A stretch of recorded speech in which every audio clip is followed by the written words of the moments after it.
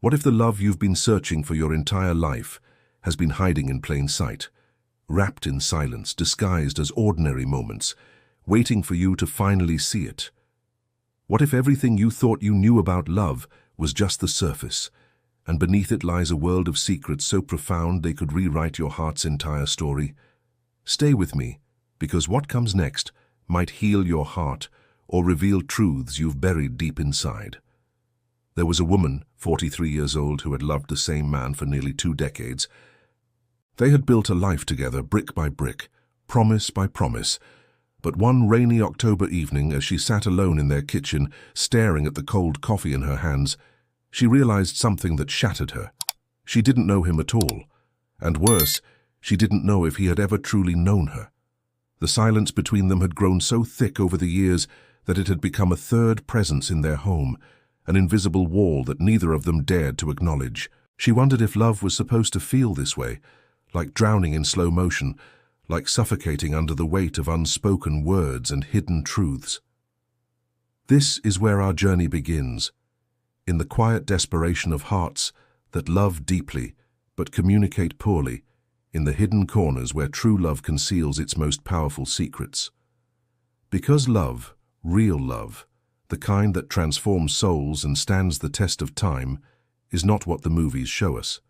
It's not grand gestures or perfect moments captured in golden light. True love is messy, complicated, and often invisible to those who live it every single day.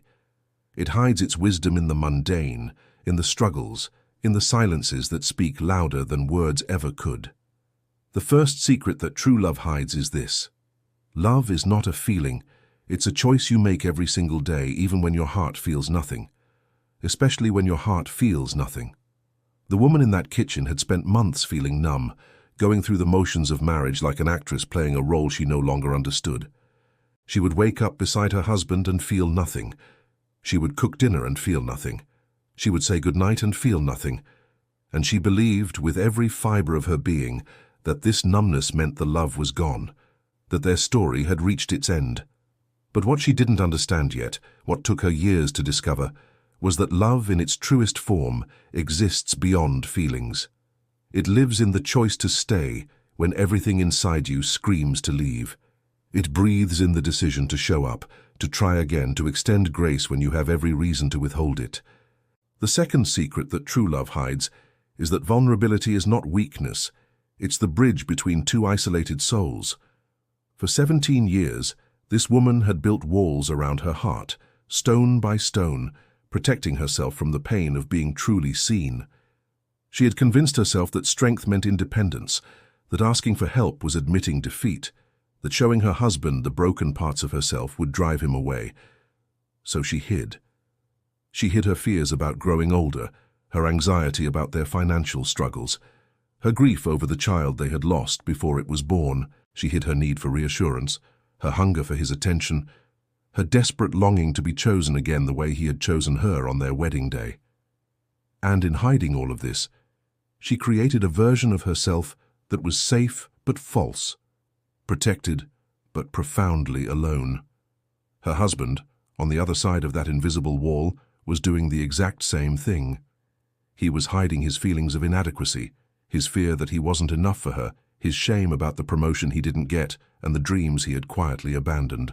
He was hiding his own need to be seen, to be valued, to be told that despite all his failures and flaws, he was still the man she had fallen in love with. They were two people drowning in separate oceans, each believing they had to save themselves, never realizing that the lifeline they needed was in each other's hands. This is what true love hides from us until we're brave enough to look, that the very act of revealing our brokenness is what allows love to do its deepest work. The third secret, the one that changes everything, the one that rewrites the entire narrative of what love means, is this: true love doesn't complete you, it reveals who you already are and challenges you to become who you're meant to be. This is the secret that transformed everything for this woman, the revelation that came to her not in a moment of passion or romance, but in the middle of an argument so fierce it felt like their marriage was burning to the ground. They were screaming at each other about something trivial, about dishes left in the sink or bills that hadn't been paid, but underneath the surface, They were really screaming about all the years of silence, all the accumulated disappointments, all the ways they had failed to meet each other's unspoken expectations. And then, in the middle of her rage, she saw something in his eyes that stopped her cold. She saw her own pain reflected back at her. She saw that he was just as lost as she was, just as desperate, just as terrified of losing what they had built together. In that moment, she understood something profound. He wasn't her enemy. He wasn't the obstacle to her happiness. He wasn't the reason she felt incomplete. He was a mirror, showing her all the parts of herself she had been running from, all the growth she had been avoiding, all the healing she needed to do that had nothing to do with him and everything to do with the woman she had abandoned somewhere along the way. True love doesn't fill the empty spaces inside you. It illuminates them. It forces you to confront the wounds you've been ignoring, the patterns you've been repeating, the lies you've been telling yourself about who you are and what you deserve. It holds up a mirror and says, here, look at this, deal with this, grow from this. And that's terrifying because it means that the happiness you're searching for, the fulfillment you're craving, the sense of wholeness you're chasing, it can't be given to you by another person. It has to be discovered within yourself, excavated from the depths of your own soul, claimed as your own responsibility and no one else's. This woman had spent 2 decades waiting for her husband to make her happy, to complete her, to give her life meaning and purpose. And he had spent 2 decades trying and failing to do the impossible, carrying the weight of her expectations like a cross he could never put down. But in that moment of brutal honesty, standing in the wreckage of their illusions, they both realized that love's greatest gift isn't completion, it's revelation. It's the courage to see yourself clearly, to take responsibility for your own healing, to stop demanding that another person fix what only you can repair. The fourth secret that true love hides is that forgiveness is not about forgetting. It's about releasing the weapon you've been using to punish both yourself and the person you love. This woman carried resentments like precious stones, polished smooth by years of repetitive thinking, each one catalogued and preserved in the museum of her grievances. There was the time he forgot their anniversary 3 years ago. There was the moment he chose to work late instead of coming to her mother's funeral reception. There was the comment he made about her weight that he probably didn't even remember, but she had replayed in her mind 10,000 times. She held on to these moments not because she enjoyed the pain, but because they gave her power, a twisted kind of leverage she could use whenever she felt vulnerable or afraid. But what she didn't understand, what took a therapist's gentle questioning to finally reveal, was that every resentment she carried was a chain that bound her to the past, a prison she had built with her own hands. Forgiveness, real forgiveness, wasn't about pretending those hurts never happened or excusing the behavior that caused them. It was about making a conscious decision to stop using past pain as a weapon in present conflicts. It was about recognizing that holding on to anger was like drinking poison and expecting the other person to die. Every time she brought up something from years ago, every time she weaponized history to win an argument, she was choosing to stay trapped in a moment that no longer existed, sacrificing the possibility of a different future on the altar of justified rage. Her husband carried his own collection of grievances, his own carefully maintained list of ways she had hurt him, dismissed him, made him feel small and inadequate. He remembered every criticism, every time she had rolled her eyes at his ideas, every moment she had chosen her friends or her work or her phone over him. They were both walking around with invisible scorecards, keeping careful track of who had hurt whom more, who owed whom the bigger apology, who had the right to feel more wronged. And in doing this, they had transformed their love into a courtroom where both of them were simultaneously judge, jury, and defendant, where no one could ever win because winning meant the other person had to lose. The breakthrough came on a Tuesday afternoon when they sat across from each other in a counselor's office, exhausted from fighting, tired of being tired. The counselor asked them a simple question. Do you want to be right, or do you want to be connected? Do you want to win the argument, or do you want to save the relationship? Because you can't have both. You can hold on to your resentments and your need to be vindicated, or you can choose to release them and build something new. But you cannot do both at the same time. The woman sat there in silence, feeling the weight of all those grievances she had been carrying, and she realized something that broke her heart and freed it simultaneously. She realized that being right had kept her warm on many lonely nights, but it had never once made her happy. The fifth secret that true love hides is that intimacy requires the death of your false self, and that death feels like actual dying. For years, this woman had presented a carefully curated version of herself to her husband and to the world. She was the capable one, the strong one, the one who had it all together. She never admitted when she was scared. She never asked for help when she was overwhelmed. She never showed weakness, because somewhere deep inside, in a place she rarely examined, she believed that if people saw who she really was, broken and uncertain and desperately needing support, they would leave her. So she performed strength even when she was collapsing inside. She smiled when she wanted to scream. She said she was fine when she was drowning. Her husband had his own false self, his own performance. He was the provider, the protector, the man who never failed, never struggled, never doubted himself. He couldn't admit when he was scared of losing his job, or when he felt inadequate as a father, or when he looked in the mirror and didn't recognize the man staring back at him. He had learned as a boy that men don't cry. Men don't ask for help. Men carry their burdens in silence and solve their own problems. So he carried and carried until his back was breaking, until the weight of pretending crushed the authentic person underneath. What true love demands, what it absolutely requires if it's going to survive and deepen, is that both people stop performing and start revealing. It demands that you let the mask slip, that you show the mess underneath the polish, that you admit you don't have all the answers and you're terrified and you need help. And this feels like death, because in many ways it is. It's the death of the person you've been pretending to be, the destruction of the image you've worked so hard to maintain, the collapse of the walls you've built to keep yourself safe. When this woman finally broke down in front of her husband, when she finally admitted that she was scared and lost and had no idea how to fix what was broken between them, it felt like annihilation. She was certain he would see her weakness and lose respect for her, that her vulnerability would drive him away. But something miraculous happened instead. When she stopped performing strength and started showing her real fear, he softened. When she admitted she didn't have all the answers, he felt permission to admit the same. When she let him see her cry, really cry, not the pretty tears of a movie but the ugly, snotty, gasping sobs of genuine grief, he moved toward her instead of away. He held her, and in holding her, he held the parts of himself he had been too afraid to acknowledge. Her vulnerability gave him permission to be vulnerable. Her honesty created space for his honesty. The death of their false selves was painful, excruciating even, but it was also the birth of something truer, something deeper, something that had the weight and substance of real love instead of the hollow echo of performance.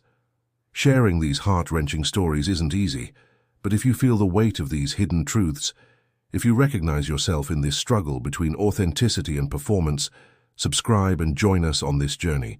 Your like can spread empathy to someone who needs it today, and your comment might share a story that touches another soul searching for the same answers.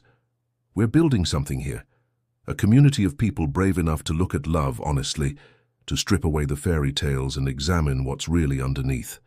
The sixth secret that true love hides is that growth is not comfortable, and the relationship that pushes you to evolve will often feel like the hardest thing you've ever done.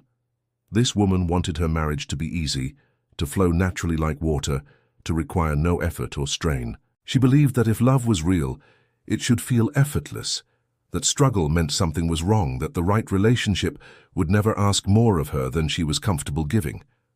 But she was wrong. The right relationship, the one that matters, the one that transforms you, that relationship will ask everything of you. It will ask you to confront the parts of yourself you've been hiding since childhood.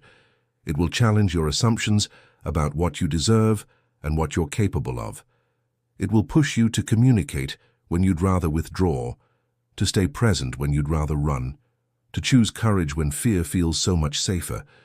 This woman discovered that every time her marriage got difficult, every time conflict arose or disappointment settled in, her instinct was to create distance, to protect herself, to start planning her exit strategy. She would fantasize about being single, about starting over, about finding someone easier who wouldn't require so much work. And these fantasies felt like relief, like opening a window in a suffocating room. But what she slowly began to understand was that running away wasn't the answer, because she would take herself with her. All her unresolved issues, all her communication problems, all her fears and insecurities and unhealthy patterns, they would pack themselves into her suitcase and travel with her to the next relationship. The problem wasn't him, not entirely. The problem was that she had never learned how to stay when things got hard, how to work through conflict instead of avoiding it, how to sit with discomfort long enough to discover what was on the other side. She had been running her whole life, from job to job, from city to city, from relationship to relationship, always believing that the next place, the next person, the next chapter would be easier. But easy wasn't what her soul needed. Growth was what her soul needed, and growth only happens in the fire of difficulty. Her husband was learning the same lesson from a different angle. He had always believed that if he just worked hard enough, earned enough money, provided enough security, his wife would be happy, and their marriage would be stable. He thought love was about doing, about accomplishing, about checking boxes and fulfilling obligations. But she didn't need another task completed or another problem solved. She needed him to be present, to listen without trying to fix, to sit with her in her emotions instead of rushing to make them disappear.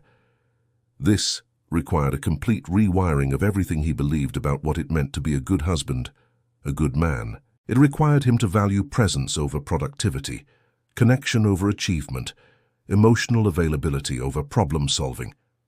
And this was excruciating because it meant letting go of the only tools he had ever been given, the only way he knew how to show love. They both had to die to who they were in order to become who they needed to be.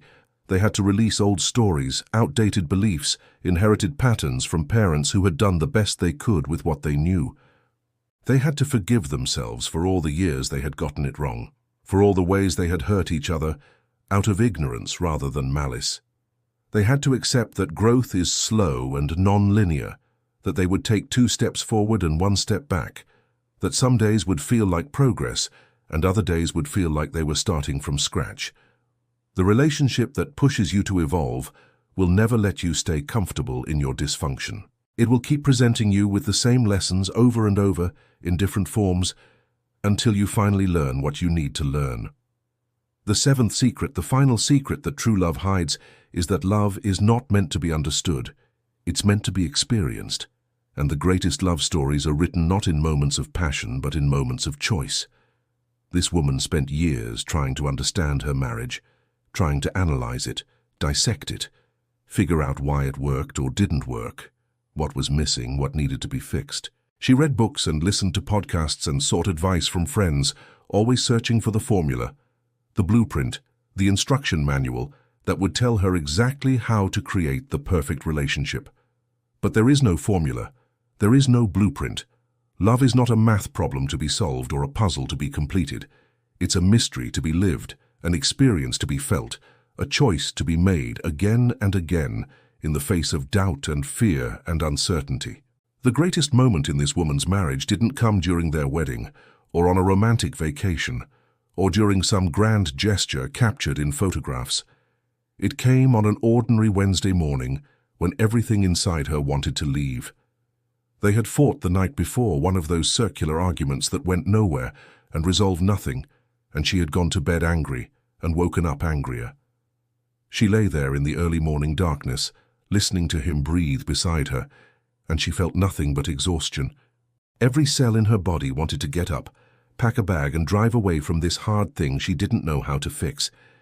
It would be so easy to leave, so easy to start over, so easy to find someone new who didn't know all her flaws and failures, someone who still saw her through the rose-colored lens of early attraction. But then she made a choice. It wasn't based on feeling, because she felt nothing but numbness and frustration. It wasn't based on logic, because logic told her this was too hard, too broken, too much work. It was based on something deeper, something she couldn't name or explain, a quiet knowing that beneath all the mess and struggle, there was something worth fighting for. So she stayed. She got up and made coffee and showed up for another day, not because she understood what love meant, but because she chose to act as if love mattered even when she couldn't feel it. And that choice, that unglamorous, unromantic, completely ordinary choice to stay and try again, that was the moment love became real in a way it had never been before. If you're still here, if you've recognized yourself in these secrets, if you're nodding your head thinking, yes, this is my story too, then I need you to do something. Subscribe to this channel because we're just getting started. Like this video if it's resonating with something deep inside you. And comment below, tell me which secret hit you the hardest. Which one made you see your own relationship differently? Your story matters. Your experience matters. And by sharing it, you might be the light that guides someone else through their darkness. We're not just watching videos here. We're building a community of people brave enough to love honestly, to struggle openly, to choose connection over comfort. The woman's story doesn't end with a fairy tale resolution because real life doesn't work that way. Her marriage didn't transform overnight into something perfect and effortless. They still fight. They still disappoint each other. They still have days when love feels more like labor than joy. But something fundamental shifted when she stopped trying to understand love and started choosing to practice it. She stopped waiting to feel like loving him and started acting with love regardless of how she felt. She stopped demanding that he complete her and started taking responsibility for her own completeness. She stopped keeping score of grievances and started extending grace to him and to herself. She stopped performing the false version of herself and started showing up as the messy, imperfect, beautifully broken person she actually was.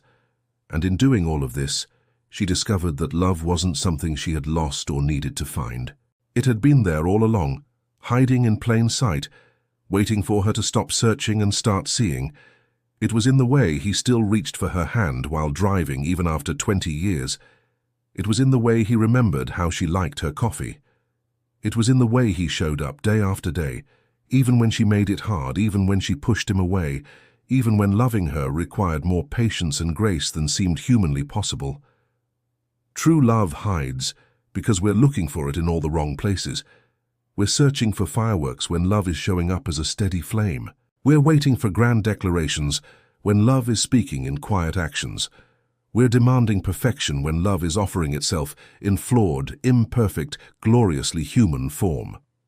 We've been taught by movies and songs and stories that love should sweep us off our feet, take our breath away, complete us in ways we cannot complete ourselves. But real love, the kind that lasts decades, the kind that survives job losses and sick children and financial stress, and the slow erosion of youth and beauty, that love is so much quieter and harder, and more profound than anything Hollywood could ever capture. This woman learned that the love she had been desperately seeking outside herself, in her husband's words and actions and affirmations, was something she first had to cultivate within. She had to learn to love herself, not in the shallow self-care way of bubble baths and face masks, but in the deep, difficult way of accepting her own imperfections, forgiving her own mistakes, treating herself with the same compassion she extended to others. She had to stop abandoning herself every time someone else expressed disapproval. She had to stop shape-shifting to meet other people's expectations. She had to learn that her worth was not determined by her productivity, or her appearance, or her ability to make others happy. Her worth simply was, unchangeable and absolute, not because of anything she did, but because of who she was at her core. And when she began to love herself this way, something miraculous happened in her marriage. The pressure on her husband to be everything, to fill every void, to meet every need, it lifted. He could breathe again. He could be human again, instead of trying to be God. She stopped looking to him to validate her worth and started bringing her already validated self to the relationship. She stopped asking him to heal her wounds and started doing her own healing work, showing up more whole, more present, more capable of genuine intimacy. The relationship didn't become easier, but it became more honest. It became more real. It became a partnership between two complete individuals choosing to walk together rather than two incomplete halves, trying desperately to form a whole. Her husband went through his own transformation during this time. He had to confront the ways he had been emotionally absent, hiding behind work and responsibilities, and the comfortable numbness of routine. He had to learn that providing financially wasn't enough, that his children and his wife needed his presence more than they needed his paychecks. He had to sit with the uncomfortable truth that he had been living on autopilot for years, going through the motions of family life without really being there, without really seeing the people right in front of him. This realization broke something open inside him, cracked through the armor he had been wearing since boyhood, and underneath all that protection was a scared little boy who just wanted to be enough, who was terrified that if people saw his weakness, they would stop loving him. The work of becoming vulnerable, of learning to express emotion, of allowing himself to need and be needed, it was the hardest thing he had ever done. Harder than any professional challenge, harder than any physical ordeal, because it required him to dismantle everything he believed about masculinity and strength and what it meant to be a man. It required him to cry in front of his wife and admit when he was scared and ask for help when he was struggling. Every instinct screamed at him to stop, to retreat, to go back to the comfortable numbness where he didn't have to feel so much, but he kept choosing courage over comfort, vulnerability over protection, connection over isolation. And slowly, painfully, beautifully, he became a different man, not perfect, not fixed, but more authentic, more present, more alive. What they discovered together, these two imperfect people stumbling through the mess of real love, is that the secrets love hides are not meant to stay hidden forever. They're meant to be discovered through the hard work of showing up, through the courage of staying when everything tells you to run, through the choice to keep trying even when you don't know if trying will make any difference. Every couple that stays together long enough will eventually face the moment when feelings fade, when attraction dims, when the person lying next to you feels like a stranger. And in that moment you have a choice. You can decide that the absence of feeling means the death of love, or you can decide that real love is just beginning, that everything up until now has been prologue, and the real story starts when you choose to love, not because of how it makes you feel, but because of who you want to become. These 7 secrets, these truths that true love hides until we're ready to see them, they're not comfortable. They don't fit neatly into greeting cards or wedding vows. They don't promise easy happiness or constant joy, but they promise something more valuable, something more durable, something more deeply satisfying than any temporary high. They promise transformation. They promise growth. They promise that if you're willing to do the work to face the truth, to release the fantasies, and embrace the reality, you can build something that lasts, something that matters, something that becomes the bedrock upon which you build a meaningful life. This woman, sitting in her kitchen now, months after that moment of despair, she looks different. Not younger or more beautiful in any conventional sense, but more at peace, more grounded, more herself. She looks at her husband across the table, and she sees him, really sees him, maybe for the first time in years. Not as a savior or an enemy, not as a disappointment or an ideal, but as a fellow traveler. On this strange journey called life, someone who is doing his best with the tools he has. Someone who is as scared and uncertain as she is. Someone who chose her and keeps choosing her, even when choosing her is hard. And in that seeing, in that acceptance of him as he actually is, rather than who she wished he would be, there is love. Not the passionate, consuming love of early romance, but something quieter and deeper, something that feels like coming home after a long journey. This was the journey of one soul, one relationship, one slow transformation from fantasy to reality. But there are so many other stories waiting to be told, so many other hearts struggling with the same questions, searching for the same answers. If you've ever felt the pain of loving someone you don't understand, if you've ever wondered whether to stay or leave, whether to keep fighting or surrender, you're not alone. Join our community. Subscribe to this channel because we're committed to telling the truth about love, not the sanitized version, but the real, messy, complicated truth. Share your thoughts in the comments. Tell us your story. Which of these 7 secrets resonated most deeply with you? Which one challenged everything you thought you knew? Your voice matters here, your experience matters. Together, we celebrate not just the joy, but the struggle. Not just the triumph, but the process. Not just the destination, but every difficult step along the way. This is where honest hearts gather, where real love is honored in all its imperfect glory, where we acknowledge that the greatest love stories are not the ones that end with happily ever after, but the ones where two people choose each other again and again, day after ordinary day, building something beautiful from the raw materials of commitment, courage, and grace.